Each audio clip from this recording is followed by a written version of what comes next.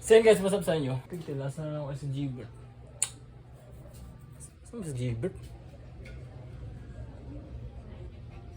Puting tinataka ko talaga to. Wala dito yung bike. Nandun ka book na eh. Alam nyo guys, sa Gilbert, tuwing uwi ko dito, laging wala dito yan eh. Diba? No! Sipain kita, gusto mo? Yun guys, talk about kung ano nangyari before last upload ng aking vlog. So nangyari last upload ng vlog, so yan, nag-swimming kami ng mga ka-churchmate ko at mga kaibigan ko. So nandun naman kami lahat. So wala nang kasunod yun kasi wala naman din nangyari yun eh. Tamang ligo lang, tamang swimming lang, dive, gano'n ginagawa namin. So wala naman masyadong eksenang nangyari doon kasi parang first time namin ulit mag-swimming ng gano'n. Siyempre pag nag-outing kasi kailangan ibuhos lahat ng enjoyment kasi minsan na mangyari yung mga gano'n, putigtil. Kahit ikaw eh, sa sarili mo gagawin mo talaga yan. Kagaya nitong putigtil na to. Talon! Talon! Okay, taas ah. Taas ah. Uy, putigtil. Ito ang putigtil talaga. Hayop na no, kitang kita oh. Wala to. Umantay yung gulong sa sahig. Umantay eh. Nahirapan siguro tumangkad na to, putigtil na yan. Kagaya na, inaayos. Nakadalawang ayos pa kami. Baka sa ano to? Sa pito niya? Tingaw? Di ko alam dyan. Walang singaw yan. Baka dumapa lang talaga. Pagod na siya.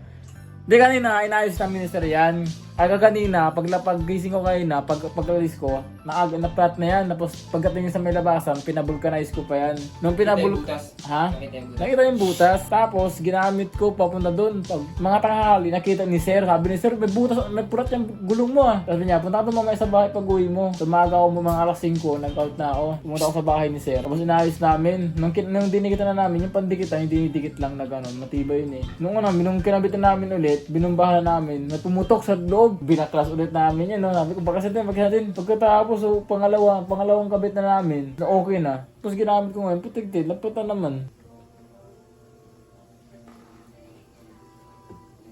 Manipis na rin kasi. Sabi ni Sir, okay daw, maganda daw yung interior ko. Black, ano ba yung black?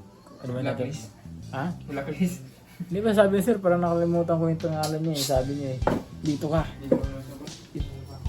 Diyan ka sa loob. So kasi hindi ko alam kung anong mga next na mangyayari ulit sa sa outing namin kasi 'di ba nung last time, ewan ko ilang buwan na nakilipas tong last upload ko. Nag-vlog kami. Nung linggo ay nakaraan. Hindi, mayroon pang pinakalas eh, bago yun eh. Pasok! Kasi mga pagkakataon ito, gusto na kayo po ako nag-iinit ng tubig dahil magkakape po ako. At ito. As always, I do. Ito ang lagi yung ginagawa. So sa mga pagkakataon ito, dahil wala ng kaping barako. Actually, may kaping barako kami dito. Ito yun eh. Yan. Ito, kaping barako to. Ang problema lang namin dito, walang asukal. Pero, may asin. Putik din, hindi naman pwede. So, paano ba ito? Kumukulo na. So ngayon, kunin ko muna ang stand nito at magtitimpla muna tayo ng kape.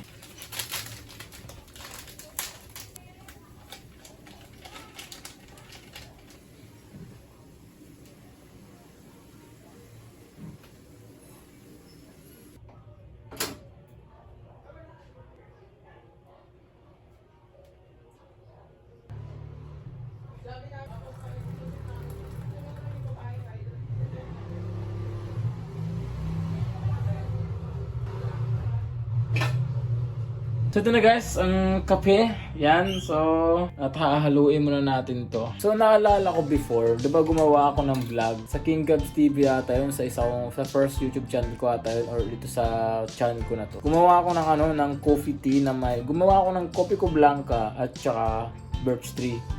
Dalawang birch tree ata yun, tapos dalawang Coffee ko Blanca. Parang gano'n natin, birch tree na gatas. So, ang ganda ng kinalabasan kasi medyo may pagka, siya, matabang pero malasa din siya. So, trip ko siyang gawin ulit. Kaso, putik, wala kasing oras eh.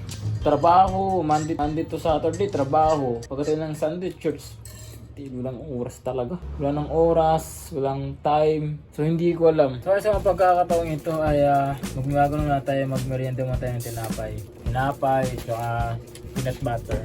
Ayun yung pagkain mo, ayun yung pagkain mo, ayun yung pagkain mo. So ngayon guys, pagpasensya nyo na guys kung medyo alam nyo yun, itong pagbablog ko ay wala masyadong edit kasi wala kasi akong kagamitan or sabi natin computer, wala akong computer, wala akong kagamitan para makapag-edit ng kagaya ng edit ko before ng mga previous upload ko ng mga vlog kasi may privilege kasi ako na makapag-vlog ng mga time na yon kasi nga may computer at saka sa mismo yung church namin na computer yun yung ginagamit ko so talaga may privilege ako na anytime pwede ko siyang gamitin kasi nandun lang naman ako sa church so ngayon actually pwede ko namang gamitin yung pwede ko namang gamitin yon computer ng church kasi nandun naman yung editing app na ginagawa ko pero pupunta pa ako ng church so hindi naman ganoon syempre vlogger ka alam mo sa sarili alam ng mga vlogger yan na alam ng mga editing yan na sa pag-edit hindi ganun kadali hindi yung cut mag-add ng music maglagay ng effect sa pag-cut pa lang ng video mahirap na mag-cut ang video tapos iisipin mo pa kung anong effects yung gagawin mo paano mo i-edit yung ganitong comedy so hindi ganun kadali mag-edit. Siguro magti-take time ka ng at least 5 hours, ganun. 5 hours to above, ganun ilang oras mo siyang gagawin. Lalo na kung professional. Hindi ka na nga professional. Tapos, ganun ka patagal. Paano pa kung professional ka talaga? Kahit mga professional, mga napapanood ko sa YouTube, ganun talaga sila. Na talagang hindi ganun kadali mag-edit. So, ang ginagawa ko before, siguro magti-take time ako ng mga 3 hours. Mag-edit ako ng mga 3 hours tapos pag medyo naboboard na feel boredom. Naboboard na ako sa ginagawa kong iyon. Ang ginagawa ko, tinitigil ko yung pag-edit tapos bilibangin ko na naman sarili ko. Tapos pag may time na ulit ako, halimbawa mga 10 PM ganon, tsaka ako bumabalik sa pag-edit. So, kaya ngayon yung mga vlog ko ngayon, wala masyadong effects, sound effect lang, mga ganong cut, counting comedy, mga ganon. Kasi hindi naman ako ganun kakomedyating tao na alam mo yun, na bira talaga sa mga comedy moment na mga words, mga ganon. So, comedy naman, ganito lang. Usapan ko parang ako nakikipag-usap sa inyo na parang kaibigan lang, yung mga ganon. Diba? So, may natatakam po dito guys. Diba? Smento? No?